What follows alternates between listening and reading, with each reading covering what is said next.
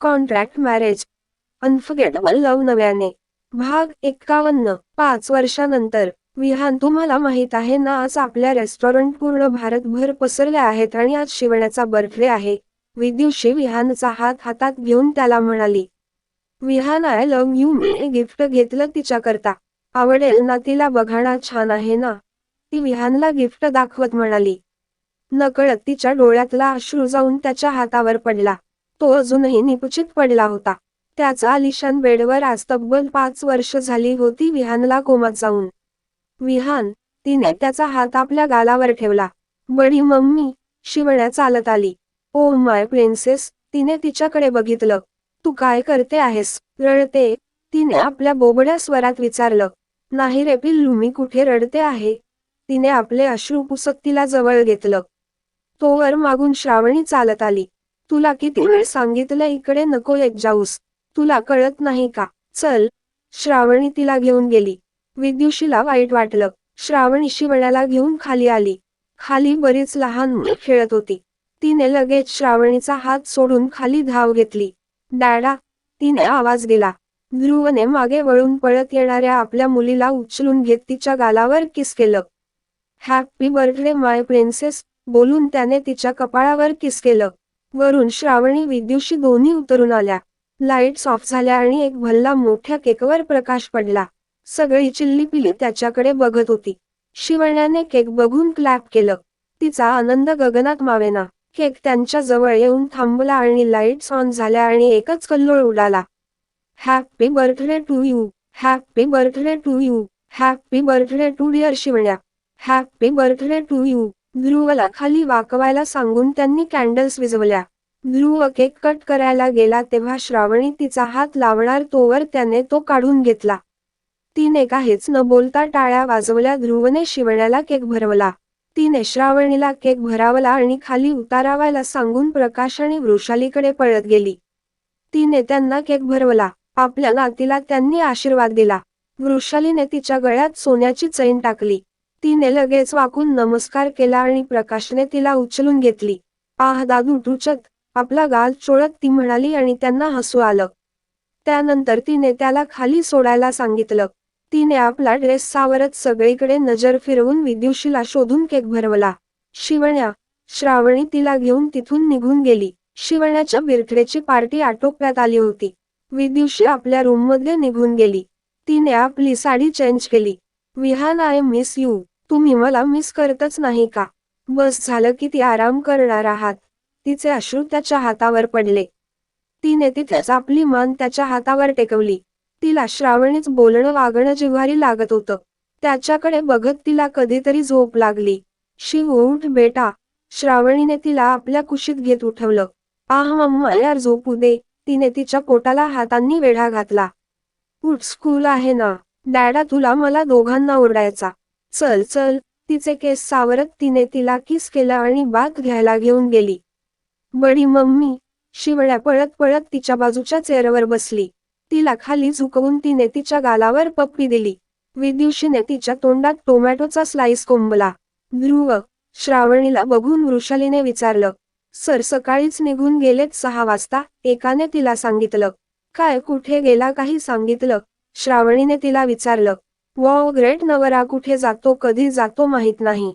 मॅडमांना झोपेपासून फुरसत तर हवी तेव्हा नवऱ्याकडे लक्ष देईल, वृषाली म्हणाली. ओ फो आई, मी विचारते डॅडाला मम्मा मोबाईल दे तुझा. बोलून शिवण्याने श्रावणीचा मोबाईल टेबलवरून उचलून कॉल केला सुद्धा. ट्रिंग ट्रिंग. ध्रुवने श्रावणी नाव बघून कॉल उचलला नाही पण तिने त्याला अजून 2 वेळा कॉल केला. शिवण्या बेटा मीटिंग मध्ये असेल ठेव. वृषाली तो उचलत नाही बघून तिला समजवत म्हणाली. नो उचलेल, ती म्हणाली आणि पलीकडून आवाज आला. एकदा कॉल उचलला नाही तर कळत नाही का? ध्रुव पुढे बोलणार तोवर. डॅडा मी शिव बोलते, तिने पाऊट करत उत्तर दिलं. ओह बच्चा तू बोलते काय झालं? त्याने आपल्या केसातून हात फिरवत आपला राग शांत केला आणि आपल्या चेअरवरून उठला. Yes dada and sorry. ती, नो बेट डॅडा सॉरी. बोल का कॉल केला? त्याने विचारलं. डॅडा तो मॉर्निंगला कुठे गेला मला किसची पण नाही दिला. उमा, त्याने तिकडून तिला किस दिला. शिवण्याईकडे दे, वृषालीने तिला मोबाईल मागितला. तिने बारीक तोंड करून आईला कॉल दिला. तिला नाही तर डॅड सोबत अजून बोलायचं होतं. ध्रुव कुठे आहेस सांगून पण नाही गेला, वृषालीने काळजीने विचारलं. मॉम अर्जंट मीटिंग होती म्हणून निघावं लागलं. उद्या रात्री येईल मी, चल ठेवतो, बोलून त्याने कॉल ठेवला. आई मला, शिवण्या कॉल ठेवल्याने म्हणाली. अरे काम होत त्याला, वृषाली म्हणली. डॅडा मला बोलायचं होतं, ती हनोटे टेबलवर ठेवत म्हणाली. शिवू खा पटकन, स्कूलला लेट होईल, श्रावणी म्हणाली आणि तिने समोर प्लेट सरकवली. बडी मम्मी तुम्ही मला यम्मी टिफिन बनवलात, तिने रोल हातात घेत विचारलं तर विद्युषीने हो अशी मान हलवली आणि तिच्या केसांवर हात ठेवणार तोवर श्रावणीने तिच्याकडे बघितलं. विद्युषीने तिचा हात काढून घेतला. शिवू मी तुझं ऑलरेडी टिफिन पॅक केला आहे, श्रावणी म्हणाली. मॉम मी बडी मम्मीला कालच सांगितलं होतं, ती म्हणाली. तुला एकदा सांगितलेलं कळत नाही का, श्रावणी ओरडली. मी तुझं नाव डॅडला सांगेल, शिवण्या काही न खात म्हणाली. सांग, जास्त हट्टी झाली आहेस तू, बोलून श्रावणीने तिचा हात पकडला. श्रावणी काय करत आहेस, आमच्या नातीला ओरडू नको. वृषालीने श्रावणीच्या हातातून तिचा हात काढून घेतला आणि रामूला आवाज दिला. रामू बेबीचा टिफिन घेऊन या, बोलून तिने आवाज दिला आणि टिफिन घेऊन तो आला. श्रावणी शिवण्याकडे रागात बघून वर निघून गेली तर विद्युषी श्रावणी बोलल्याने नाराज होऊन वर निघून गेली. असं हट नाही करायचा, चल. वृषाली तिला घेऊन कारकडे गेली आणि तिला शाळेत पाठवलं. विद्युषी विहान जवळ आली. बघितलं विहान, श्रावणी मला कसं म्हणाली. तुम्ही उठत का नाही आहात, माझे पेशन्स संपत आले आहेत. ती बराच वेळ रडत तिथे बसली. तिला कौशिकचा कॉल आला. विद्युषी आपल्या मीटिंग्स करता निघून गेली. श्रावणी ऑफिसला निघून गेली. संध्याकाळी घरी आल्यावर शिवण्या वृषाली सोबत टीव्ही बघत होती. त्यात सासू आपल्या सुनेचा छळ करते. आई तू पण मम्मा बडी मम्माला असं करते, तिने निरागसपणे विचारलं. नो बच्चा, असं काही करत नाही मी, हे सगळं नकली असतं, वृषालीने तिला समजावलं. नो आई कसं नकली, बघितलं ना कसं मारलं, ती परत म्हणाली. अरे तू होमवर्क नाही ना केला, चल तो करूया, जा पळ घेऊन ये बॅग. तिने तिला तिथून पळवली, नाही तर किती डोकं खाल्लं असतं काय माहीत. होमवर्क करून ती बराच वेळ वाट बघत बसली होती, परंतु अजून श्रावणी रिटर्न आली नव्हती. बडी मम्मी, विद्युषीला बघून तिने आवाज दिला आणि तिच्या जवळ गेली. विद्युषीने तिला उचलून घेतली आणि तिची एक पापी घेतली. मम्मा अजून नाही आली, तिने आपली मान तिच्या खांद्यावर टाकली. येईल मम्मा, थोडं काम असेल, तू थोडा वेळ थांब, मी फ्रेश होऊन आलेच, आपण तुला यम्मी यम्मी काहीतरी बनवूया, विद्युषीने तिला सांगितलं. तिने हो अशी मान हलवली. शिवण्याला खाली उतरवून विद्युषी आपल्या रूममध्ये गेली. तिने फ्रेश होऊन विहानकडे बघितलं. त्याच्या केसांवरून तिने अलगद हात फिरवला. शिवण्याची आठवण येताच ती खाली किचनकडे निघून गेली. काय बनवणार यम्मी यम्मी, तिने आपली जीभ फिरवली. विद्युषीने तिला किचन स्लॅबवर बसवून तिच्याकरता टोस्टर्स बनवून दिले. त्यांनी त्यानंतर डिनर केलं. श्रावणीचा मोबाईल लागत नव्हता. बघितलं आपल्याला एक मुलगी आहे, एक कॉल करून कळवूया, काहीच नाही. नवऱ्याबद्दल नाही तर आपल्या मुलीची तर काळजी असावी. शिवण्या बराच वेळ तिची वाट बघते बघून वृषाली म्हणाली. मॉम तुम्ही झोपा, मी आहे, श्रावणी येईलच, सांगून विद्युषीने तिला आपल्या रूममध्ये पाठवून दिली. मम्मा कधी येणार, तिने परत विचारलं. येईल बेटा, तिने तिच्या केसावरून हात फिरवला. मला मोबाईल दे बडी मम्मी, मी डॅडाला कॉल करते, ती म्हणाली. नको, डॅडा झोपला असेल ना, मम्मा येईलच, तिने तिला सांगितलं, पण तिने काही न ऐकता मोबाईल घेऊन ध्रुवला कॉल केला. त्याच्या मोबाईलवर विद्युषीचा कॉल बघून त्याने थोडा वेळ विचार करून कॉल उचलला. हॅलो डॅडा, शिवण्याचा आवाज होता. त्याने आपले डोळे बंद केले. हे बेट, तुझ्या मोबाईलवरून का कॉल केला, त्याने विचारलं. डॅडा आय मिस यू डॅडा, तू का गेला, तिने आपले ओठ बाहेर काढले आणि तिचे क्यूट एक्सप्रेशन बघून विद्युषीला हसू आलं. आणि आपलं बेबी असतं तर आज ते पण सेम असंच असतं आणि असंच विहानला कॉल करून तिने परेशान केलं असतं आणि तिच्या करता विहानला लवकर घरी यावं लागलं असतं. तिच्या ओठांवर हसू पसरलं. माझा बेट का मिस करतोय डॅडाला, त्याने विचारलं. डॅडा मम्मा अजून घरी नाही आली आणि तू पण नाही, मी मिस करते, ती म्हणाली. ओ मम्मा का नाही आली अजून, बडी मम्मीला कॉल दे, त्याने सांगितलं.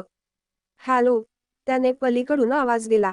हा, ती श्रावणी नाही आली, कुठे गेली, काही आयडिया, त्याने विचारलं. नाही, ऑफिसला गेली होती, अजून नाही आली आहे, येईल, आली की कळवायला सांगते. ए मम्मी बघतो, शिवण्याकडे दे. ओ विद्युषीने कॉल शिवण्याला दिला. शिवू, रात्र झाली, खूप तू झोप, मम्मा येईल, तिला मीटिंग असेल, ओके, गुड नाईट बेट उमा. त्याने तिला किस दिला. Good night dada. तिने नाराज होतच विश केलं. इतक्या रात्री अजून घरी नाही आली, त्यात मोबाईल बंद, घरी आपली मुलगी आपली वाट बघत असेल, इतकी केअरलेस कशी असू शकते. ध्रुवला तिचा राग आला, त्याने तिच्या ड्रायव्हरला कॉल केला. बॉस, मॅम बंगलोमध्ये गेल्या, आताच पोहोचलो, त्याने सांगितलं. मम्मा. श्रावणीला बघून शिवण्या पळत तिच्याकडे गेली. तिने विद्युषीचा हात सोडून दिला. मम्मा, मी किती मिस केलं. तू कुठे होती, मोबाईल पण बंद होता. तुला सकाळचा माझा राग आला, सॉरी मम्मा. तिने आपली तक्रार करत तिला म्हणाली. ओ सॉरी बच्चा, मम्माला लेट झालं. मम्माला मीटिंग होती, मम्मा का रागवेल माझ्या बच्चावर. तिने तिला उचलून किस केलं. श्रावणी ते ध्रुव. विद्युषी पुढे काही बोलणार तोवर तिने तिला इग्नोर केलं आणि शिवण्याला वर बेडरूम मध्ये घेऊन गेली. ध्रुवने लँडलाईनवर कॉल करून श्रावणीला निरोप द्यायला सांगितला. हॅलो. तिने ध्रुवला कॉल केला.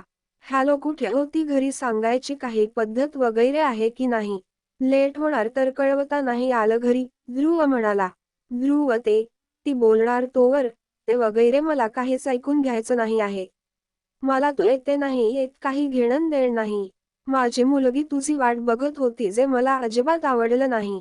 रिमेंबर, नेक्स्ट टाइम पासून असं अजिबात घडायला नको, नाही जमत असेल तर ऑफिस सोडून घरी बस, बोलून त्याने कॉल ठेवून दिला. मम्मा, डॅडा रागावला तुला, शिवण्याने विचारलं. नो शिवू, चल झोप तू, बोलून तिने जवळ घेतला आणि जाऊन ती विंडो जवळ उभी राहिली. पास. विहान कोमात गेला. बातमीनंतर ध्रुवने श्रावणीला त्याचं उमेदवार ठरवलं होतं. काश तुझं माझं लग्न झालं नसतं आणि विद्युषी त्या दिवशी त्या मुलासोबत दिसली नसती आणि मी हिच्याकडे गेलो नसतो ना, हे लग्न घाईत केलं असतं ना, आता माझा ब्रो कोमात असता. या सगळ्याला तुम्ही दोघं उमेदवार आहे. ध्रुवने त्यांना दोघांना याचं ब्लेम देऊन मोकळा झाला होता. श्रावणीला 6वा महिना चालू होता. श्रावणी ध्रुवला समजवून दमली होती. तो तिचं तोंड बघायला तयार नव्हता. ध्रुवला मुलगी झाली होती, त्याला बातमी कळली. त्याने जेव्हा पहिल्यांदा तिला आपल्या हातात घेतली तेव्हा त्याला तिला बघून आनंद झाला होता. शिवण्याला तसंच तिथून घेऊन तो घरी आला होता आणि श्रावणीच्या हातात सरळ डिवोर्स पेपर टेकवले होते. ध्रुव, मी माझ्या मुलीशिवाय नाही राहू शकत, मला माझी मुलगी हवी. ती खूप रडत होती. गयावया करत होती. त्याच्या हातातली छोटी शिवण्या खूप रडत होती. ध्रुवने श्रावणी तिच्या डॅडला घराच्या बाहेर काढून दिलं होतं.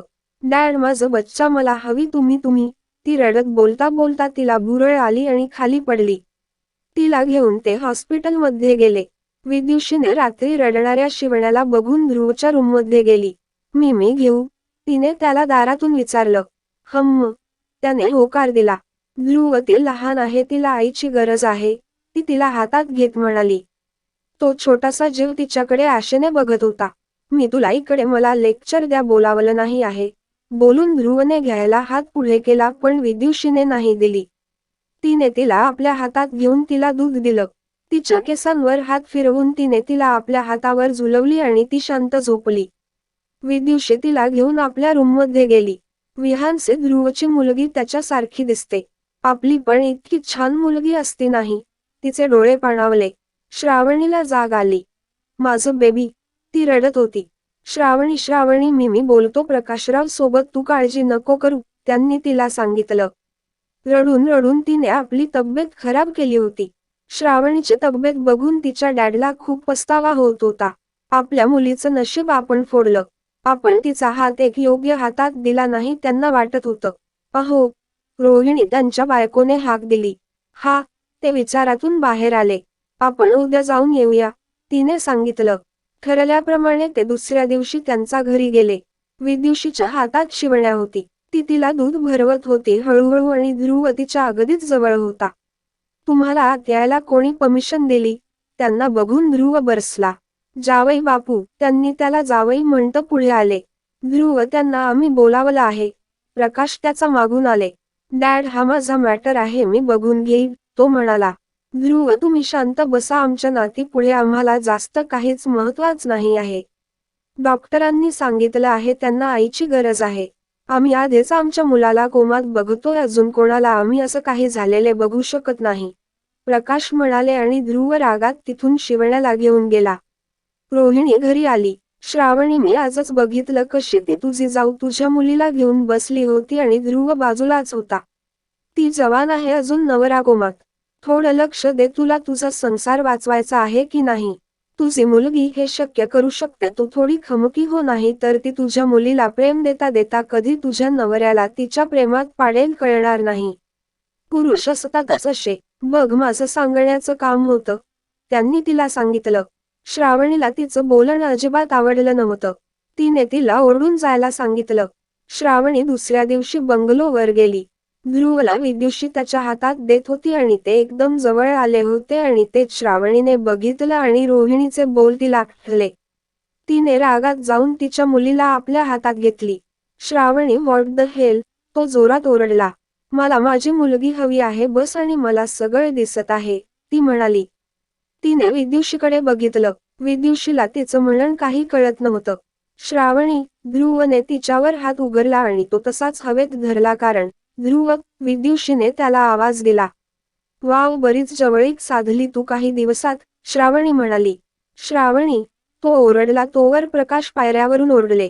विद्युषीला तिचे बोल जिव्हारी लागले होते. ती तशीच पळत आपल्या रूममध्ये निघून गेली. ध्रुव, काय आहे हे, ते त्याच्यावर ओरडले. बेटा, हे बोलणं तुम्हाला शोभत नाही. तुम्ही विद्युषी दोन्ही आम्हाला सारख्या आहेत. नेक्स्ट टाइम विचार करून बोलत जा. रूममध्ये जा, त्यांनी श्रावणीला सांगितलं. ती वर निघाली. ती इथे राहणार नाही आहे, मी माझ्या मुलीला वाढवू शकतो, तिची गरज नाही आहे, ध्रुव प्रकाशला म्हणाला. ध्रुव, हे माझं घर आहे, इथे मी बोलेल ते चालेल, शांत घ्या, प्रकाश म्हणाले. ध्रुव काही ऐकायला तयार नव्हता. ध्रुव, ध्रुव, श्रावणीने त्याला आवाज दिला. डॅड, बेबी बघा ना, ती म्हणाली. कारण रडता रडता अचानक ती बंद पडली. तिने आपले डोळे बंद केले होते. ध्रुवने श्रावणीच्या हातून तिला घेऊन तिला लोटून दिली. प्रकाश श्रावणीला आपल्या सोबत घेऊन गेले. मिस्टर उपाध्याय, त्यांना आईचं मिल्क नाही मिळत आहे, असंच चालत राहिलं तर त्यांच्या तब्येतीला ठीक नाही आहे, प्लीज तुम्ही बेबीला ब्रेस्टफीडिंग द्यायला सांगा तुमच्या वाईफला, डॉक्टरांनी सांगितलं. ध्रुवने त्याकरता श्रावणीला घरात ठेवून घेतली. ध्रुव श्रावणी वेगवेगळ्या रूममध्ये राहत होते, पण आता शिवण्या मोठी झाली होती. ती ध्रुव श्रावणी सोबत का नाही झोपत विचारायची, म्हणून दोघं एकच रूम शेअर करायला लागेल होते. बघता बघता आज शिवण्या 5 वर्षाची झाली होती. श्रावणी अजूनही त्याच्या प्रेमाकरता तितकीच तळमळत होती. तिने विद्युषी ध्रुव बद्दल मनात भरपूर गैरसमज करून घेतले होते. मॉम, शिवण्याने तिला आवाज दिला तेव्हा तिची तांदळी तुटली. ह बेबी, तिने तिला जवळ घेतलं. मम्मा, शिवण्या अजूनच तिला बिलगली. श्रावणीने तिला कडलं करून झोपवलं. हे गाईज, कशी वाटली शिवण्या? कसा वाटला आजचा भाग? कधी येईल विहान कोमातून बाहेर? सर्व सुरळीत होईल का? काय होईल पुढे जाणून घ्यायला वाचत रहा. कॉन्ट्रॅक्ट मॅरेज, अनफर्गेटेबल लव्ह, नव्याने. To be continued. व्हिडिओ आवडला असेल तर लाईक करा, शेअर करा आणि चॅनेलला सबस्क्राईब करून बाजूची घंटी नक्की दाबा. धन्यवाद.